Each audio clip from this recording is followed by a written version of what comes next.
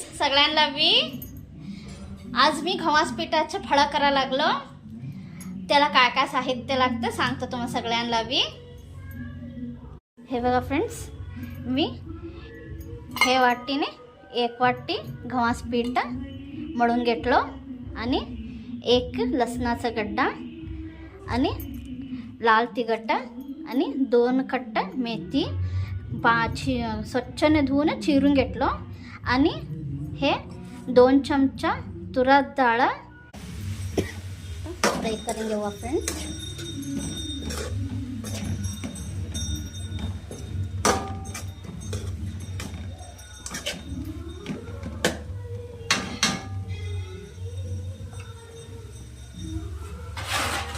हे भाजी वाफेवर थोडं 5 मिनिटं शिजून घेऊ फ्रेंड्स. हे बघा फ्रेंड्स, हे लिंबूचा आकारमध्ये असं मी गोळे सगळे तोडून घेतलं. आता हे कसं करायचं फळं तुम्हाला दाखवतो, बघून घेवा. असं पिठामध्ये गोळून घ्यावं. नंतर जामून खायचं वाटी राहते ना, ते शेपमध्ये आम्ही याला करून घ्यायचं. मध्ये असं बोटाने मोठ्या बोटाने प्रेस करायचं. असंच आम्ही बारीक मंद गॅसवरती भाजी शिजून घ्यायला ठेवतो की. आता ते भाजीवरती हे सगळे आम्ही फळं करून घेतलेले अस्वीस घालू. असं अस्वीस घालायचं.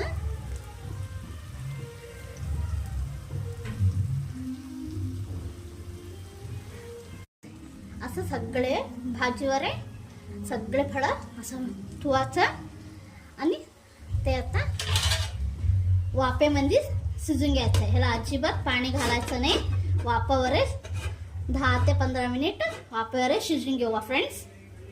बघा फ्रेंड्स, एक कापडाच्या मदतीने आम्ही असं हे खाले उतरून घे ना, असं हलवून घालावं आणि असं खालेवर चमच्याने ह्याला खालवायचं नाही.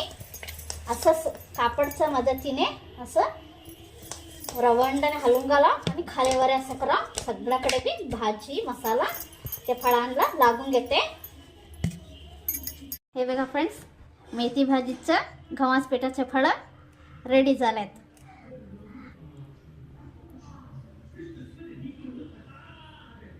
हे पुरणला हे टमाटा केचप बरोबर खायला देऊ शकता तुम्ही. हे असंच खायला खूप छान असते फ्रेंड्स. दही बरोबर बी तुम्ही खाऊ शकता. कसं झालंय म्हणून करून तुम्ही बी सांगा कमेंटमध्ये. आणि माझ्या चॅनलला फॉलो करा फ्रेंड्स. आणि हे माझ्या रेसिपीला लाईक करा.